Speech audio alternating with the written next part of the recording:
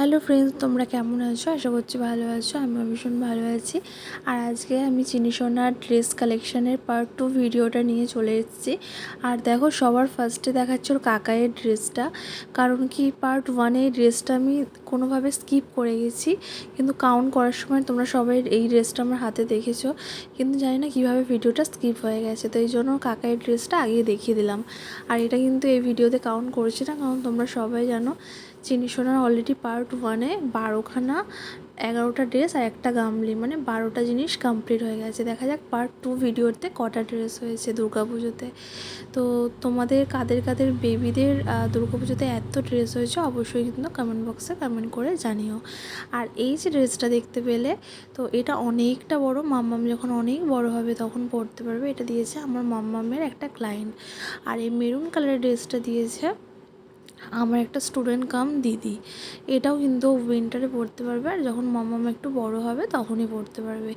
যে ড্রেসগুলো বড় একদিক থেকে ভালো আর কি, যে ও রেখে পরতে পারবে। আর এই ড্রেসটা দিয়েছে দেখো দিদুন, মানে আমার মাম্মামের মা।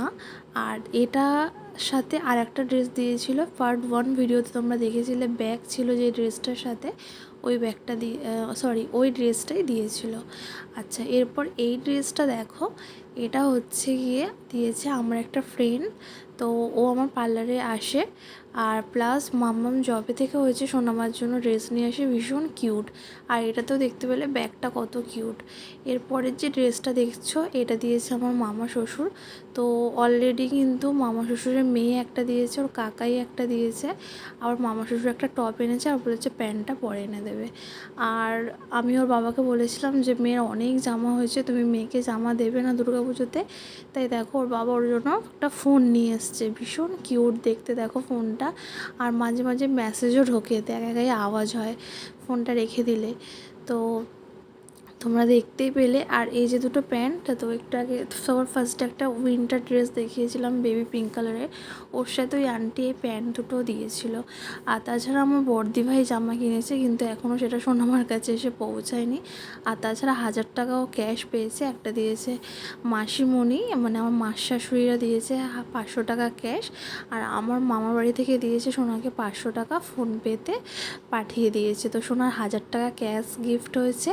আর এই টপটার জিন্সের প্যান্টটা দিয়েছে আমার মেজো পিসি শাশুড়ি, মানে মেজো পিসিমণি। এরপরে দেখো আরও দুটো ড্রেস পেয়েছে, একটা দিয়েছে ওর কাকাই, আর একটা দিয়েছে আমাদের পাশেই থাকে আর কি পাড়ার মধ্যে, তো ওরা একটা দিয়েছে মাম্মামকে। সোনার এবছর দুর্গাপুজোতে টোটাল হয়েছে 22খানা ড্রেস, একটা ফোন, একটা গামলি, আর তার সাথে প্রায় 1500 টাকা ক্যাশ গিফট পেয়েছে। তো এই ড্রেসটা দিয়েছে ওর কাকাই। তো আমার হাজব্যান্ডের মামার বাড়ি থেকে টোটাল 3টে ড্রেস পেয়েছে, একটা কাকাই দিয়েছে, একটা ওর পিপি দিয়েছে, আর একটা মামা শ্বশুররা দিয়েছে। আর এই ড্রেসটা তো বললাম আমাদের পাড়াতে থাকে, এটা ভীষণ সফট কাপড়টা। আমি তো ফার্স্টে ভাবছিলাম বিশাল ভারী হবে, সত্যি বলতে প্রত্যেকটা ড্রেসই ভীষণ কিউট, তাই আলাদাভাবে কাউকে থ্যাংক ইউ বললাম না। সবাইকে থ্যাংক ইউ সো মাচ এত সুন্দর সুন্দর ড্রেস গিফট করার জন্য।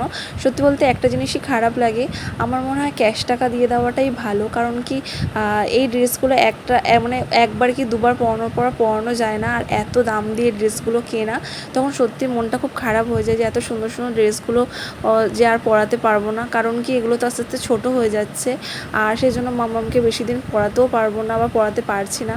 তো এই হচ্ছে ব্যাপার। আজকের ড্রেসগুলো তোমাদের কেমন লাগলো অবশ্যই কমেন্ট করে জানিও। বাকি এখনও 3টে ড্রেস ওর কাছে এসে পৌঁছায়নি। তো আজকের ভিডিওটা এই পর্যন্ত। ভালো লাগলে অবশ্যই একটা সবাই লাইক কমেন্ট শেয়ার করে দিও। সবাইকে টাটা।